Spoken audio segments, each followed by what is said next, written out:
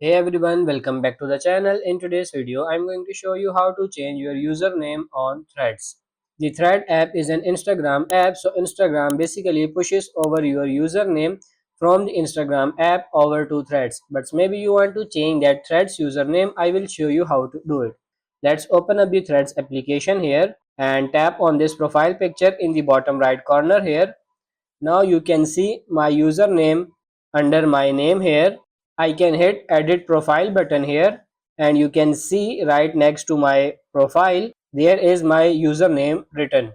I can tap on that and it says your name and username are synced with Instagram and can only be changed there.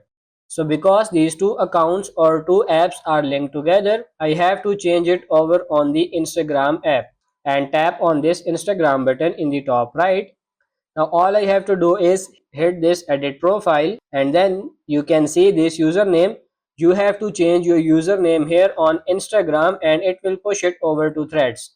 At this point there isn't a way to have two separate usernames, one on Instagram and a different one on Threads. You have to use the exact same username.